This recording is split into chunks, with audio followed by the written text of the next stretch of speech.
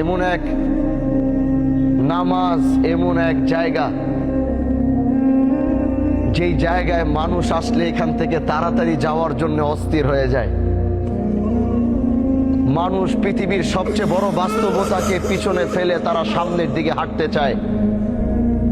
মানুষ তো এরকম রূপ ধারণ করেছে, জানাজার নামাজ যদি মনে করেন 10টায় দেওয়া হয়, আর সেখান থেকে যদি 5 মিনিট অতিক্রম হয়, পিছন থেকে বারবার আওয়াজ আসে, আরে ভাই জানাজাটা কেন দেরি করতেছে, তাড়াতাড়ি পড়ান না। আমি তাদের উদ্দেশ্যে বলতে চাই, আপনার চারপাশে যারা এই বাক্যটি উচ্চারণ করে তাদের চেহারাগুলো একটু দেখে চিনে রাখুন। আল্লাহর কসম, যেদিন আপনি এখানে, আজকে হোক আর কালকে হোক, 6 মাস পর হোক আর 6 বছর পর হোক, এই একই জায়গায় আপনি এইভাবেই শুয়ে থাকবেন, না আপনার কথা বলার শক্তি থাকবে, না আপনার দাঁড়ানোর শক্তি থাকবে, না আপনার বলার শক্তি থাকবে। ঠিক এই একই মানুষগুলো আপনাকে রেখেও তারা তাড়াহুড়া করবে। এটাই হচ্ছে পৃথিবী, আর এটাই হচ্ছে দুনিয়া। এই সবচেয়ে বড় বাস্তবতা থেকে আমরা যতই পালাবো, আল্লাহ তো ঘোষণা করে দিছে, সুম্মা ইলাইনা তুরজাউন। কোথায় যাবা? 7 সাগর 13 নদীর নিচে, 7 সাগর 13 নদী পার করেও যদি তুমি লুকাবা, যেদিন আল্লাহর সাথে তোমার মুলাকাতের সময় আসবে, পৃথিবীর কোনো বাদশা নাই ওদিন তোমাকে আটকাইতে পারবে, পৃথিবীর কোনো ক্ষমতাশীল ব্যক্তি নাই ওদিন তোমাকে ধরে রাখতে পারবে।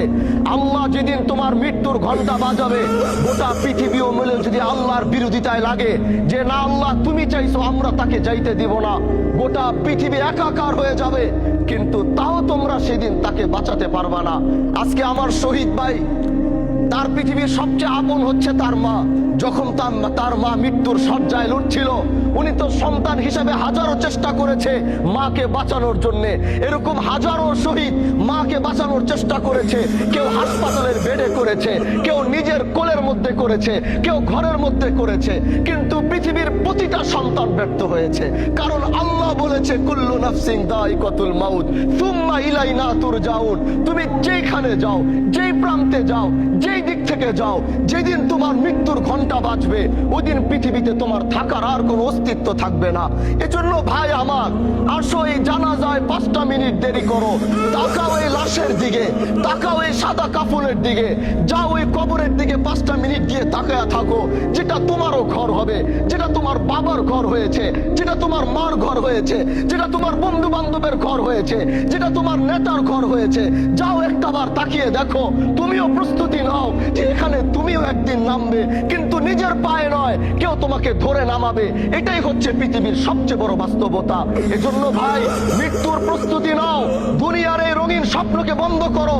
এই রঙিন স্বপ্ন তোমাকে বারবার ধোঁকা দিয়ে আল্লাহর সাথে তোমার সম্পর্কের জুদা ঘটাইতেছে, আল্লাহর সাথে তোমার সম্পর্কের পার্থক্য এত করতেছে, তোমার আর রবের মধ্যে কোনো সম্পর্ক পাওয়া যায় না।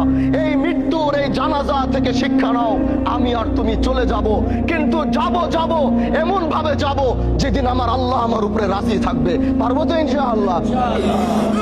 এই শহীদ ভাই আমাদের বাহাদুরপুরের অনেক খাস মানুষ। শহীদ ভাইয়ের গোটা পরিবারে যারা আছেন, আমার মনে হয় আমাদের এই মুহতারামা যিনি শুয়ে আছেন, উনিও পীর দুদু মিয়া রহমাতুল্লাহ আলাইহির জামানার মানুষ, কি তাই না? অবশ্যই তারা খোঁজ খবর নিয়েছে, তারা আমাদের বাড়িতে পাড়া দিয়েছে। আল্লাহর কাছে দোয়া করি তাদের এই 2টা ভাই 4 বোনকে আল্লাহ সাবরে জামিল দান করুক এবং তার মাকে জান্নাতের আলা মাকাম নসিব করুক। এখনই জানাজা শুরু হবে, আমরা এখন জানাজা শুরু করব। মাইয়েতের জন্য দোয়া আছে। আজকের মতো বিদায় নিচ্ছি। আল্লাহ আমাদের সবাইকে মৃত্যুর প্রস্তুতি গ্রহণ করার তৌফিক দান করুক।